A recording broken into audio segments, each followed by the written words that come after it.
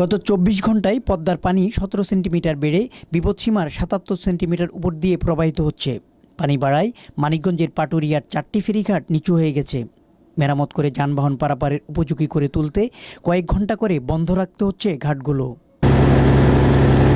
পানি বাড়ার কারণে নদীতে স্রোত বেড়েছে ১০ নটিক্যাল মাইল, অথচ বেশিরভাগ ফেরি ৬ নটিক্যাল মাইল গতিবেগের বেশি স্রোতে চলতে পারে না।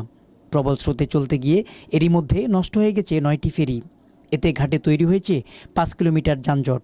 এখানে আসছি 10:45, এখন 12টা বাজে, সুতরাং প্রায় 2 ঘন্টা অপেক্ষা করছি শুধু ফেরি স্বল্পতার কারণে। প্রচন্ড গরম লাগতেছে, আপনার বাচ্চা কাচ্চা খুব বিরক্ত করতেছে। ঘাটে 4 ঘন্টা আছি, এখনো কয় ঘন্টা থাকতে হবে জানি না।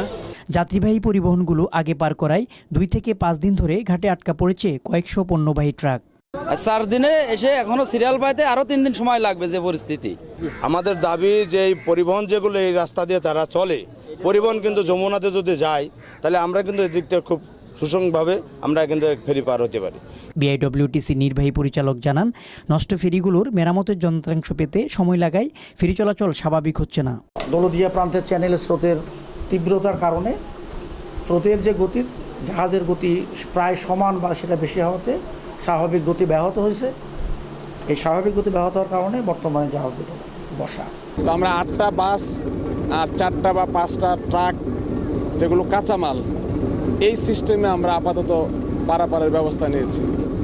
যাদের ইমার্জেন্সি পারাপারের প্রয়োজন তারা যেন যমুনা সেতু ব্যবহার করেন। এদিকে দৌলতদিয়া ভেঙে যাওয়া 2টি ফেরিঘাট মেরামতের কাজ শুরু হলেও সচল হয়নি ঘাটগুলো।